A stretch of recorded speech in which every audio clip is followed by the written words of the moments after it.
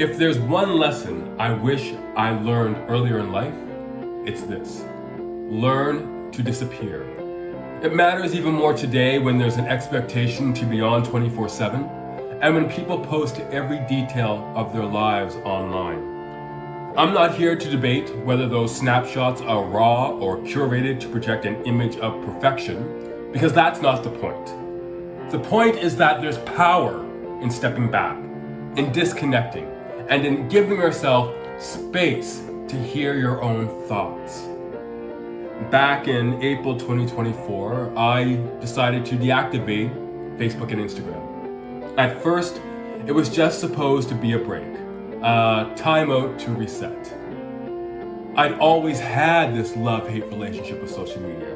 I could see the potential to connect, but I also felt trapped by the hours spent posting, scheduling, and waiting for those likes and comments to roll in.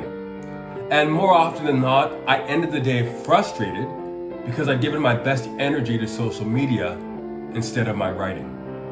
So I disappeared.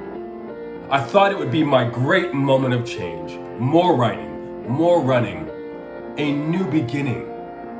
And in some ways it was, but in others it wasn't. Because I was a bit naive to think that disappearing would automatically change me. It didn't. In fact, I still binge watched shows and films. I still doom scrolled the news. And this was the kicker. I was still afraid of becoming the person I knew I could be. What I eventually realized was that disappearing isn't about escaping. It's about owning the silence you create and not apologizing for it. That's why a year later, in April 2025, I deleted my Facebook and Instagram accounts completely. And that was when something shifted. And it wasn't magic. But suddenly I had fewer people around me who were just watching, and more space for the people who genuinely supported and encouraged me. And in that space, I finally started asking myself the real question. What am I willing to sacrifice to become who I know I could be? Some days, that sacrifice looks easy. Choosing to eat healthy, choosing to write instead of streaming, choosing stillness instead of scrolling.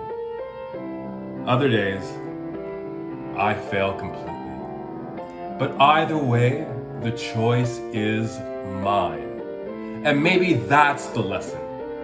It isn't just about disappearing. It's about realizing that the only person who can change your life is you.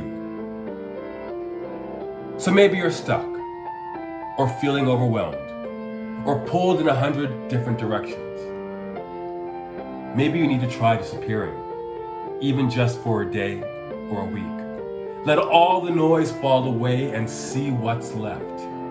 It might not be pretty, it might not be what you expect, but in that quiet, you'll start to see who you are and who you could be. Because you have the power, just like I do, to change your life. Then you need to ask yourself, will you wait or will you start today?